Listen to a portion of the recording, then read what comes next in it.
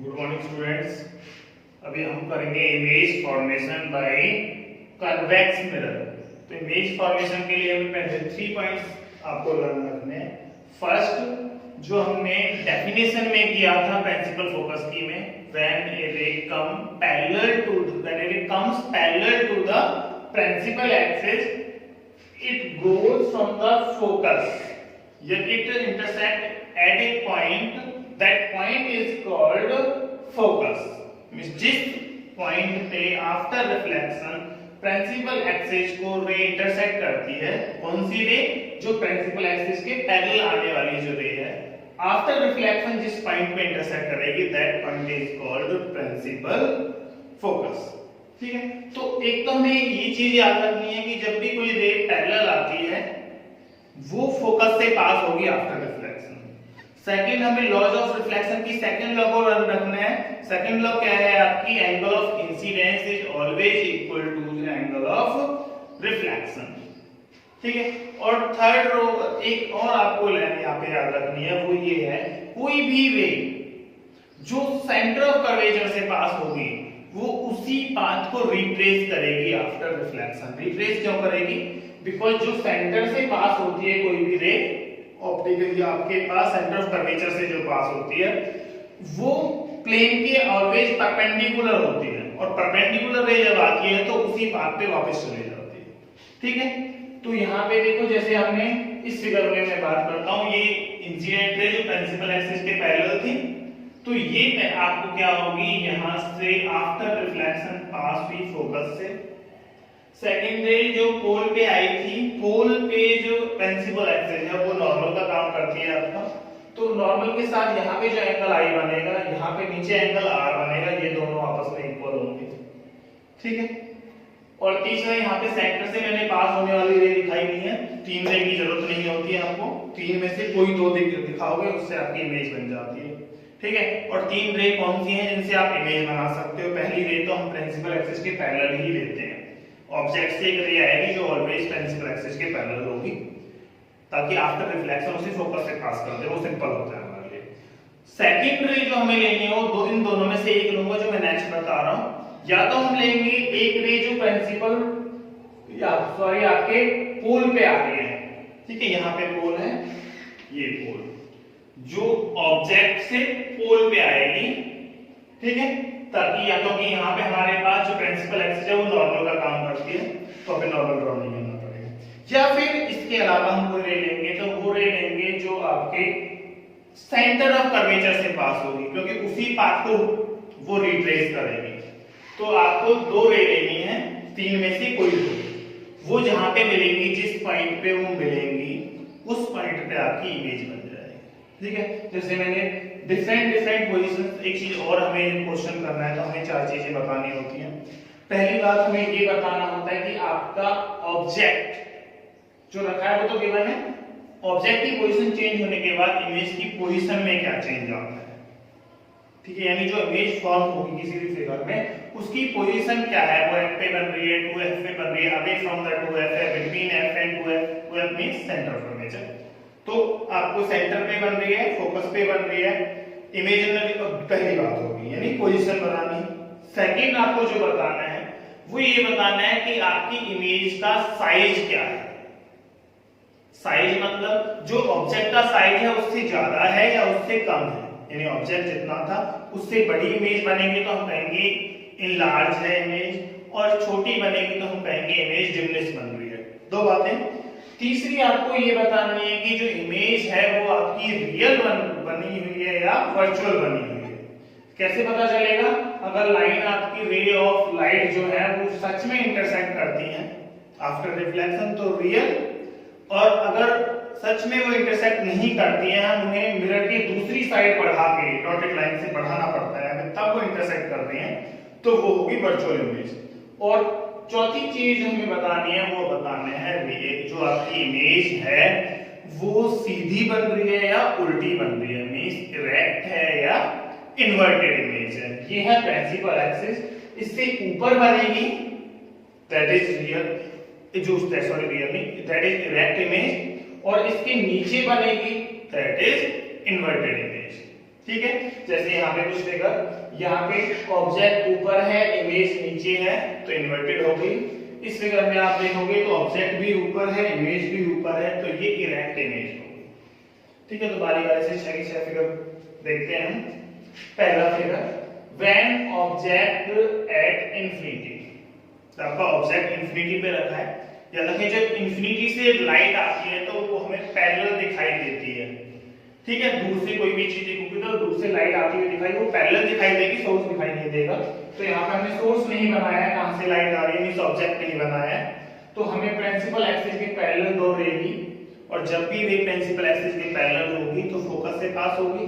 तो ये रे आई और प्रिंसिपल एक्सिस से फोकस से पास हो गई, ये रे भी आई, फोकस से पास हो गई।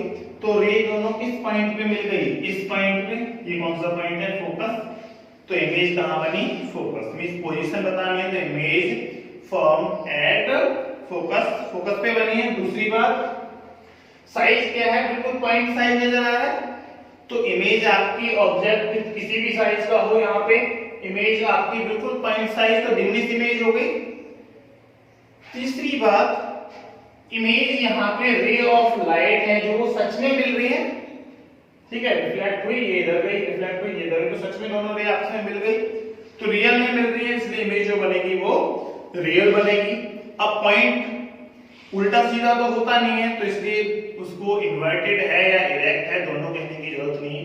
जैसे काम की बात ये है कि रियल इमेज हमेशा इन्वर्टेड होती है, तो इन्वर्टेड कह सकते हो। यहाँ पे इन्वर्टेड ना भी कहोगे या इरेक्ट नहीं कहोगे तो चलेगा, क्योंकि पॉइंट साइज है, पॉइंट साइज का उल्टा सीधा नहीं होगा। दूसरा figure, when object lies away from C, यानी सेंटर ऑफ कर्वेचर और इंफिनिटी के बीच में कहीं भी अगर आपका ऑब्जेक्ट रखा है तो इमेज कहां और कैसी बनेगी। तो मैंने यहाँ पे सेंटर ऑफ कर्वेचर था, इससे अवे यहाँ पे एक ऑब्जेक्ट ले लिया ए बी, प्रिंसिपल एक्सिस के ऊपर ही लेना है हमें ऑब्जेक्ट हमेशा। यहां से एक रे आई जो प्रिंसिपल एक्सिस के पैरेलल है, तो आफ्टर रिफ्लेक्शन फोकस से पास होगी, इधर गई। ठीक है, डॉटेड दिखाते हैं वर्चुअल लाइन को और डार्क दिखाते हैं रियल लाइन को, भी रियल है।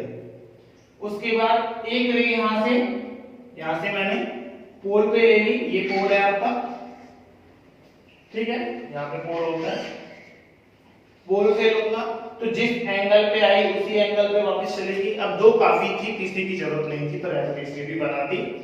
तीसरी मैंने ले ली जो यहाँ सेंटर ऑफ कर्वेचर से पास हो रही थी, तो जिस पाथ पे आई है उसी पाथ से वापस चलेगी।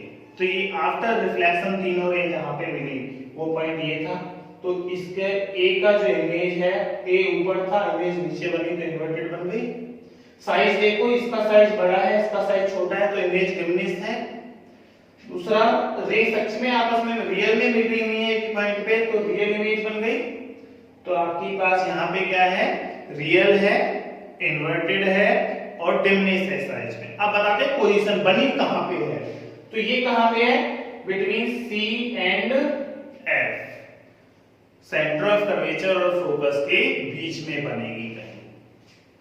ठीक है, तो यहाँ ये फोकस भी ना कहो, बेशक से ये कहते हैं सेंटर ऑफ कर्वेचर और पोल के बीच में कहीं बन रही है और डिमिनिश इमेज बन रही है। तीसरा, अगर मैं ऑब्जेक्ट को सेंटर ऑफ कर्वेचर पे रख देता हूं, when object lies at C, centre of curvature पे ऑब्जेक्ट है, तो उसी तरह से एक रे जो पैरेलल आई वो फोकस से पास हो गई, दिस इज फोकस, यहां लिखा हुआ है, ऐसे नोट करेंगे एक बार।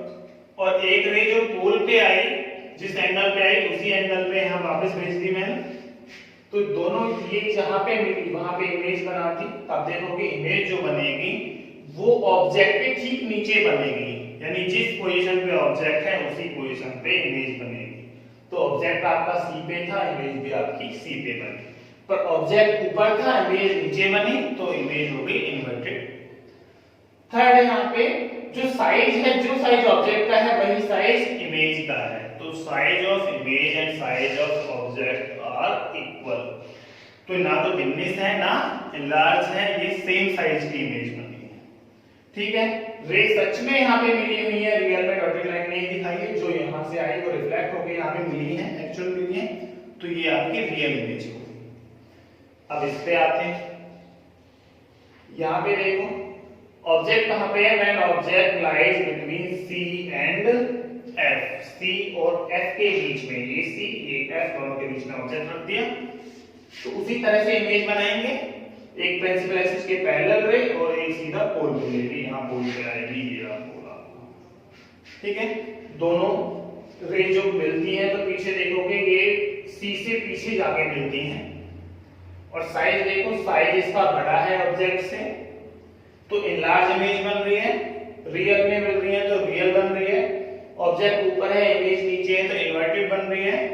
इनलार्ज रियल इन्वर्टेड इमेज कहां पे बनेगी? अवे फ्रॉम सी, ठीक है। जब सी और एफ के बीच में ऑब्जेक्ट होगा तो इमेज उसकी अवे फ्रॉम द सी बनेगी। उसके बाद यहां पे देखो, हम ऑब्जेक्ट को हम कर क्या रहे हैं? ऑब्जेक्ट को पहले इंफिनिटी पे था, फिर और आगे लेके आए, फिर और आगे, तो ऑब्जेक्ट को नजदीक लाते जा रहे हैं मिरर के। अब पहले सी और एफ के बीच में था, अब एफ पे ले आएंगे when object lies eight F. जब एफ पे ऑब्जेक्ट बनता है तो बनाएंगे उसी रंग से एक पैरेलल रे और एक पोल पे। पर जब इन रे को आप आगे पीछे दोनों तरफ बढ़ा के देखना है, ये पैरेलल होती है एक दूसरे के, और पैरेलल रेज कहीं भी नहीं मिलती, इसलिए इमेज इसकी कहीं भी नहीं बनेगी। पर हम कहीं भी नहीं बोलते हैं, हम बोलते हैं इमेज फॉर्म एट इंफिनिटी। तो इसकी जो इमेज है वो इंफिनिटी पे बनेगी। अब इंफिनिटी पे जो इमेज बन रही है उसका ना तो साइज दिखेगा ना उसका रियल इन्वर्टेड का पता चलेगा, तो हम सिर्फ ये बोलेंगे image form at infinity. Infinity मतलब हमारे जितना हमें दिख रहा है वहां तक नहीं है, उससे आगे कहीं बनेगी। तो जो दिख ही नहीं रही उसके बारे में कुछ नहीं बताना, बस image form at infinity. Because line parallel है और पैरेलल लाइन कहीं भी नहीं मिलती, दिखाई देती, तो इमेज हमारी रेंज में नहीं है, इसलिए इंफिनिटी पे बोल दिया। अब इसके आगे जब ऑब्जेक्ट लेके आएंगे, अब तक सारी इमेज रियल थी, इसमें हम अनसर्टेन हैं क्योंकि इंफिनिटी पे तो पता नहीं इधर भी माने या इधर माने, कहीं भी मान लो, दोनों तरफ इंफिनिटी है। तो इसके बारे में हमने ना रियल कहा है ना वर्चुअल कहा है।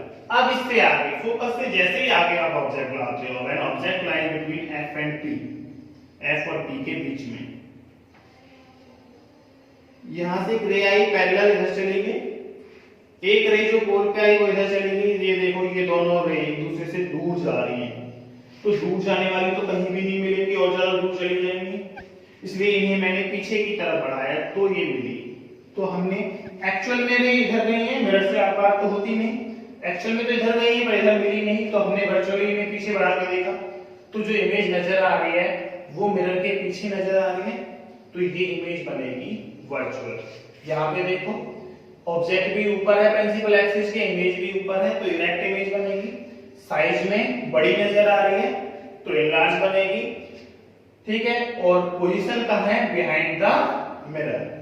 तो अगर ऑब्जेक्ट एफ और पी के बीच में है तो इमेज वर्चुअल बनती है। कन्वेक्स मिरर में सिर्फ तभी वर्चुअल इमेज बनेगी जब ऑब्जेक्ट एफ और पी के बीच में होगा, और वर्चुअल इमेज आपकी इनलार्ज बन रही है यहाँ पे, और वर्चुअल इमेज इरेक्ट हमेशा ही होती है, हमेशा वर्चुअल इमेज इरेक्ट होती है। तो इरेक्ट तो आप बोलोगे, दिख भी रहा है आपको इरेक्ट है, ठीक है, पीछे बन रही है और साइज में बड़ी है तो इनलार्ज है।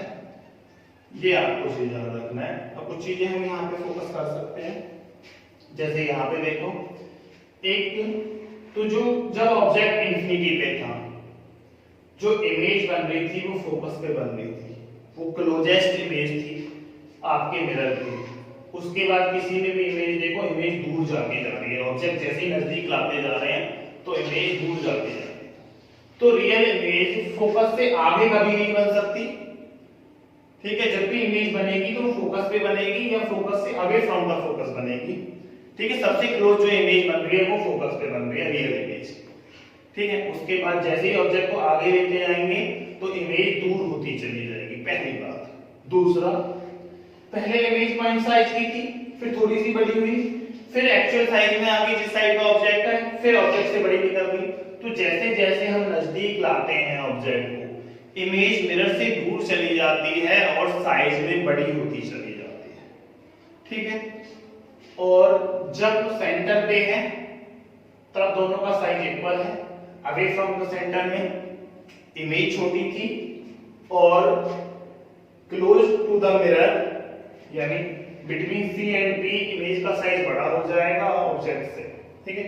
यानी जब सी से दूर हो आप तो इमेज छोटी बनेगी, और सी से आगे निकल जाते हो तो इमेज बड़ी बनेगी। मींस इसमें सबमिट इन दिस इमेज है, अदर साइड जाओगे तो इमेज एनलार्ज होती चली जाती है। ये था आपका formation of image of spherical mirrors. इसके अलावा हमारे पास हमने सिर्फ अभी एक मिरर लिया है, convex mirror, sorry concave mirror, convex नहीं कनकेव मिरर।